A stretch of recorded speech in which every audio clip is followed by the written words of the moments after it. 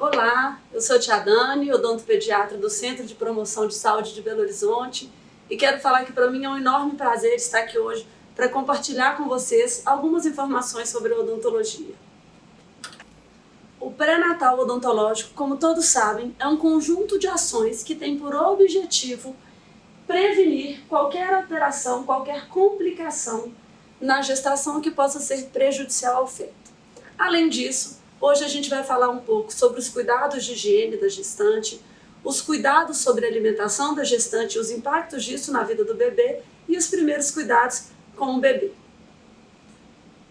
É muito importante lembrar que uma higiene adequada é extremamente importante para prevenir várias alterações orais, principalmente a gengivite e a periodontite gestacional, que são alterações, a gente vai falar disso mais para frente, que podem estar associadas a alterações com o feto.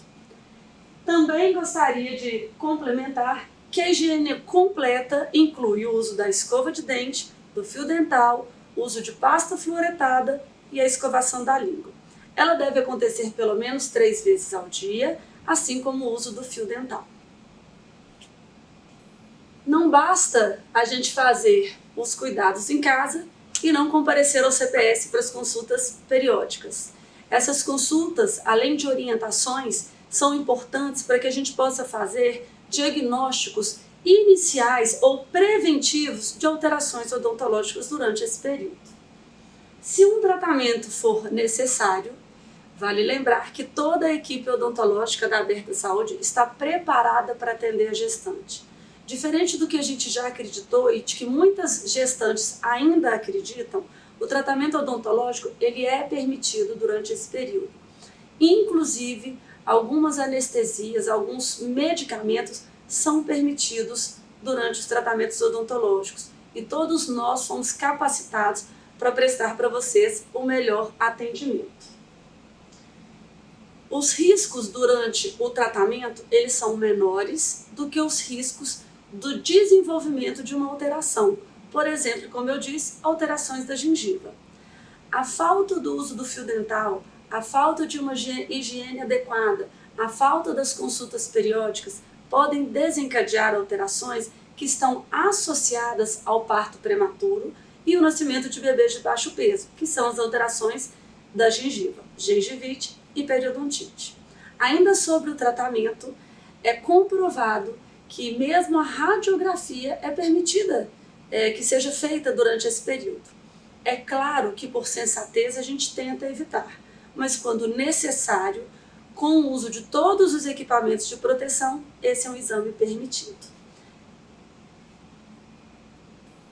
Agora falando um pouquinho sobre a alimentação durante o período gestacional, é muito comum que durante a gestação, principalmente pelos enjoos, pela ansiedade, pela mudança na nossa rotina, as gestantes tenham alterações na sua forma de se alimentar. Então ela acaba comendo, em alguns casos, alimentos mais doces, alimentos mais ácidos, acabam se alimentando com um intervalo menor. Mais uma vez eu quero relembrar que isso faz com que a limpeza caseira adequada não possa ser negligenciada. É muito importante, principalmente por esse motivo, que a gente tenha esses cuidados. Ainda sobre alimentação, é muito importante que a gestante tenha uma alimentação completa, ricas em sais minerais, vitaminas, proteínas e vários outros alimentos, porque essa é uma fase em que a sua alimentação vai suprir não só as suas necessidades, como as necessidades do seu bebê. Ainda em termos odontológicos, vale lembrar que a capacidade de perceber sabores, capacidade do feto de perceber sabores, normalmente se inicia no 4º mês de gestação. Sendo assim, alguns estudos demonstram que mães que fazem alto consumo de açúcares durante a gestação têm filhos com um paladar que preferencia o uso do açúcar. Então as nossas escolhas não só nutrem o feto, como determinam preferências durante a vida dele, que podem ser boas ou não. Por isso também, pensando no bebê, é importante que a alimentação durante o período gestacional seja extremamente saudável e equilibrada. Como, apesar, né, de estarmos aqui à distância, em todo o curso de gestante, a gente percebe que o que as gestantes mais querem saber é sobre os primeiros cuidados com o bebê. E é nesse momento em que a gente leva um pouquinho mais de tempo. Então a gente vai falar hoje sobre a dieta do bebê, sobre a teoria dos 1000 dias, que eu vou explicar do que se trata, hábitos parafuncionais e o rompimento dos dentes descidos e os cuidados propriamente ditos com esses dentinhos. Eu não poderia deixar de mencionar a amamentação. A amamentação, ela entra dentro da parte da dieta do bebê. A gente aqui na Aberta recomenda, assim como a Organização Mundial de Saúde, a amamentação exclusiva, pelo menos até os 6 meses de idade. E não só a amamentação é importante em termos afetivos, em termos de nutrição, mas se falando em termos de odontologia, existem inúmeros benefícios para o bebê que amamenta exclusivamente. O primeiro deles é o desenvolvimento dos ossos da mandíbula e da maxila para um perfeito encaixe dos dentes, crescimento facial adequado e simétrico, evolução adequada da sucção, deglutição, respiração, mastigação e fala, nutrição adequada e diminuição da possibilidade da ingestão de líquidos a alimentos, de uma maneira geral, contendo açúcar, desenvolvimento do sistema imunológico e diminuição da possibilidade de adquirir hábitos de sucção não nutritivos. Os mais conhecidos, bico e dedo. Ainda sobre alimentação, é comprovado cientificamente que a alimentação da criança é claramente influenciada pela alimentação da família. Não é possível uma família que não se alimenta bem exigir que seu filho coma bem. As crianças são como esponjas. As crianças, elas seguem os nossos exemplos. Uma família que tem uma alimentação adequada, saudável, estimula, às vezes mesmo sem palavras, uma alimentação saudável para essa criança. E vale lembrar que a alimentação da criança, a alimentação durante a infância, ela vai determinar a saúde dessas crianças até a vida adulta. Hábitos alimentares inadequados durante a gestação e primeiros meses de maternidade é considerado indicador de risco de cárie em crianças. Assim como eu disse, além do bebê, do feto, começar a perceber sabores, e além de ter a questão do exemplo em casa, existe a questão de risco de lesão de cárie.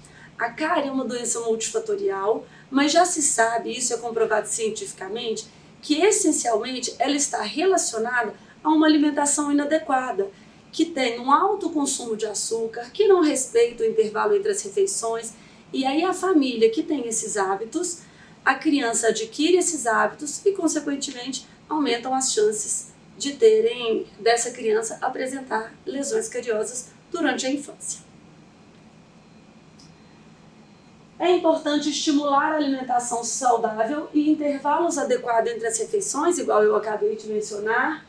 Devemos ficar atentos à rotina do bebê, que deve sempre se alimentar nos horários certos. Mais uma vez eu repito, respeitando o intervalo entre as refeições. Existe um estudo que foi feito muito recente que comprova que não só o que a criança come determina aumentando ou diminuindo o risco de lesão cariosa, mas a frequência com que ela come. É importante que a gente respeite o intervalo entre as refeições. E isso vale não só para as crianças, mas para a família de uma maneira geral. Por volta de 1 ano de idade, a criança normalmente tem condições de se alimentar com o mesmo cardápio da família. Claro, devemos seguir as orientações do pediatra, mas é importante que a gente não amasse muito a comida, que a gente não bata no liquidificador, obviamente respeitando as fases da criança, mas para que a gente ensine aquela criança a mastigar. A mastigação é o exercício dos músculos faciais e é extremamente importante para o desenvolvimento desses músculos.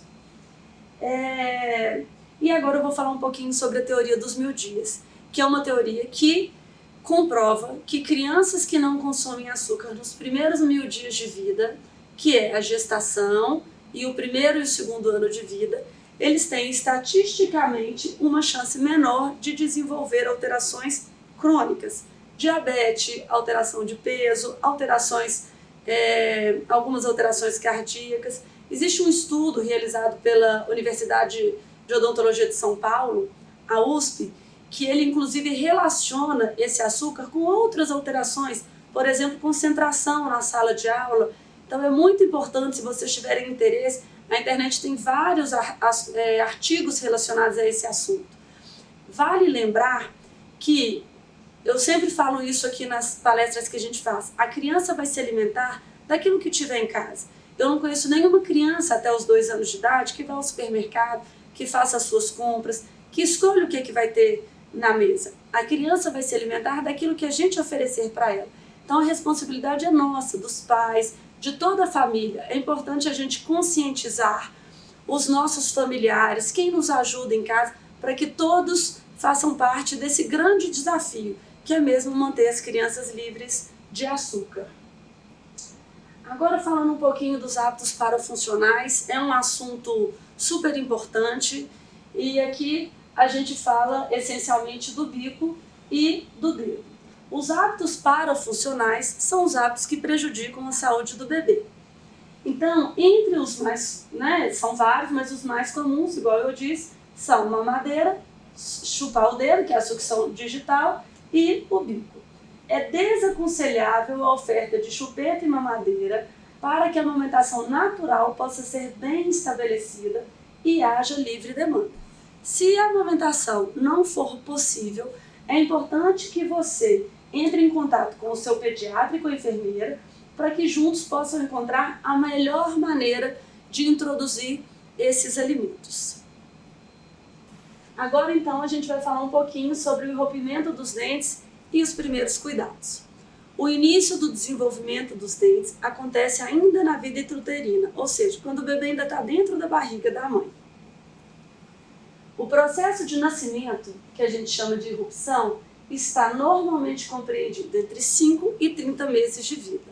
As avaliações são individuais dentro do consultório, mas eu gosto de trazer essa informação porque existe muita ansiedade em relação a esse período. Então é um período longo. Algumas crianças, os dentinhos começam a nascer mais cedo, outras crianças têm esse nascimento um pouquinho mais tarde. Não quer dizer que isso não esteja normal.